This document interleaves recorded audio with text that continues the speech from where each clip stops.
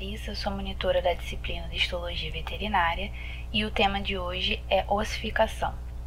Nesse primeiro exemplo, vamos observar o processo de ossificação intramembranosa que vai ocorrer no interior de membranas conjuntivas pré-existentes, no caso do tecido mesenquimal ou mesênquima durante a vida intrauterina e também do tecido conjuntivo na vida pós-natal. Então, nesse caso aqui, a gente tem células mesenquimais indiferenciadas, que a gente consegue diferenciar justamente por esses prolongamentos dessas células em aspecto mais estrelado. Essas células, elas vão se juntar para formar um blastema ósseo, aqui nesse caso desse tecido. O blastema ósseo vai ser um agregado dessas células indiferenciadas pluripotentes que vão se juntar para poder iniciar então um processo de ossificação nesse tecido.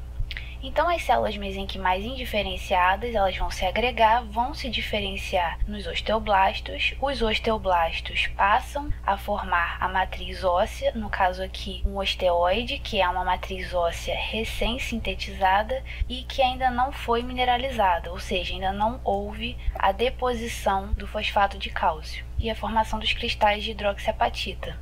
Então aqui a gente consegue ver algumas trabéculas de tecido ósseo recém-sintetizado a partir dessas células pluripotentes que se diferenciaram em osteoblastos. Esses osteoblastos passaram a formar matriz, foram englobadas por essa matriz, ficaram aqui aprisionadas, sendo chamadas então agora de osteócitos. E essas trabéculas, elas vão aumentando de tamanho e vão se juntando umas às outras, dando aquele aspecto do osso esponjoso que a gente conhece. Inclusive aqui a gente consegue ver algumas células gigantes, multinucleadas, que são os osteoclastos. Os osteoclastos estão aqui já para fazer a remodelação desse tecido, que é um sistema dinâmico, então está em constante remodelação. E nesse caso aqui a gente tem um processo mais inicial de ossificação intramembranosa.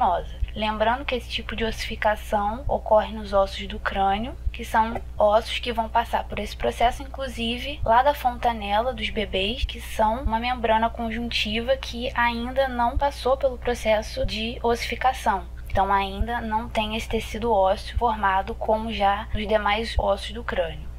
Já aqui nessa imagem, a gente já tem um processo mais avançado de ossificação intramembranosa e consegue perceber que as trabéculas já estão se agregando, já estão se juntando umas às outras e dando aquele aspecto trabeculado. Como a gente pode ver aqui, tem um espaço no meio dessas trabéculas e os osteócitos já estão começando a se organizar em lamelas para posteriormente ter aquela configuração lamelar que a gente conhece do tecido ósseo.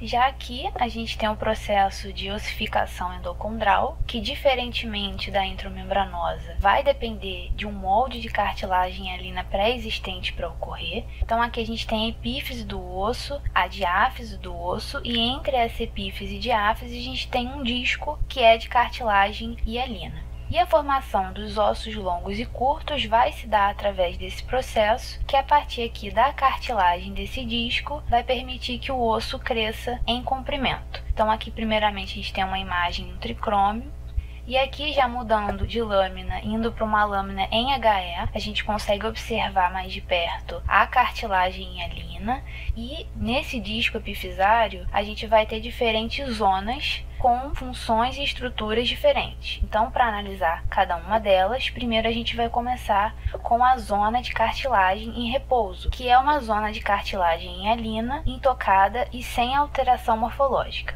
Em seguida, há a zona de proliferação, onde os condrócitos dessa cartilagem eles se dividem rapidamente e vão formar aqui fileiras ou colunas paralelas, que são os longos grupos isógenos axiais. No caso, a proliferação desses condrócitos formando essas fileiras, que é a zona de cartilagem seriada ou zona de proliferação.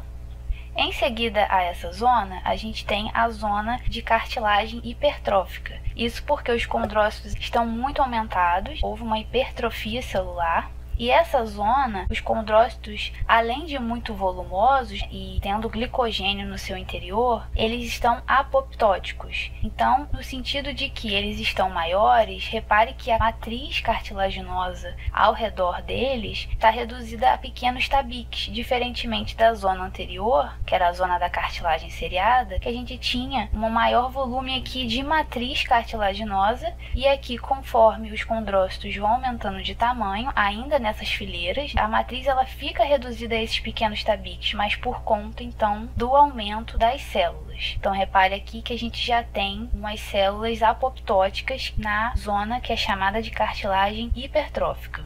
Em seguida, a gente já começa a observar aqui o sangue, no caso, um acúmulo aqui de células já do sangue que estão identificando um brotamento vascular, uma proliferação de vasos. E é através desses vasos sanguíneos que células osteoprogenitoras, osteoclastos, vão atingir essa porção aqui do disco epifisário. Nessa região aqui, que é a região de cartilagem calcificada, há então uma mineralização desses tabiques delgados que a gente havia visto aqui na zona de cartilagem hipertrófica. Então repare que esses tabiques vão sendo mineralizados, calcificados, e então há esse brotamento vascular por onde aquelas células osteoprogenitoras vão aparecendo. Inclusive aqui a gente já vê osteoclastos para fazer a remodelação óssea, lembrando que o osso é um sistema dinâmico. Dando continuidade aqui às zonas desse disco epifisário, lembrando que aqui a gente tinha uma zona de cartilagem hipertrófica, pequenos tabiques de matriz cartilaginosa que aos poucos vai sendo mineralizada, e há um brotamento vascular por onde as células osteoprogenitoras vão atingir essa região do disco epifisário, e então é formado o tecido ósseo, porque as células osteoprogenitoras que chegam até aqui, elas se diferenciam em osteoblastos, e os osteoblastos vão formando a matriz óssea. No caso, aquela matriz óssea primária de fibras colágenas do tipo 1 vão sendo, então, aprisionados por essa matriz e passam a ser chamados de osteócitos. Então, aqui a gente já tem uma formação de tecido ósseo que utiliza da matriz cartilaginosa calcificada como apoio para depositar a matriz óssea para formar tecido ósseo. Aqui já numa fase avançada de ossificação desse disco epifisário, onde tem uma parte mais basófila, que seria a matriz cartilaginosa. Lembrando então que a matriz cartilaginosa é uma matriz homogênea e basófila, composta primariamente de colágeno do tipo 2, e a matriz óssea é uma matriz formada tanto de uma parte orgânica como inorgânica. Aqui no caso, a porção orgânica sendo visualizada, que é esse tom mais vermelho, mais eosinofílico, devido à presença de fibras colágenas do tipo 1, que vão conferir a resistência a esse tecido. Então aqui a gente tem uma matriz homogênea basófila da cartilagem sendo usada como suporte para a deposição da porção orgânica da matriz óssea, que as fibras colágenas do tipo 1. Repare aqui também osteoclastos para fazer a remodelação óssea, e dando aqui um maior aumento a gente já consegue ver osteócitos aprisionados na matriz e células da medula óssea vermelha.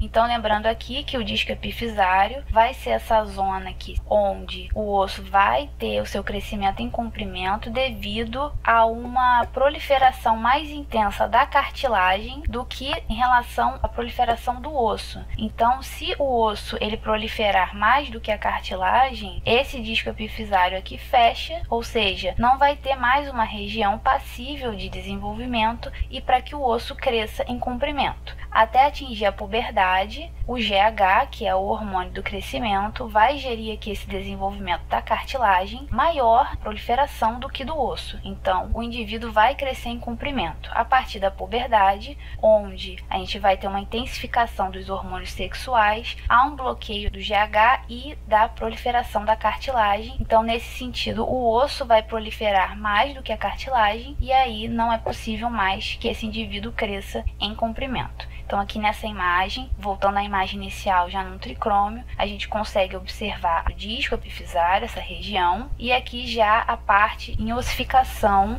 para que esse osso aqui possa crescer em comprimento.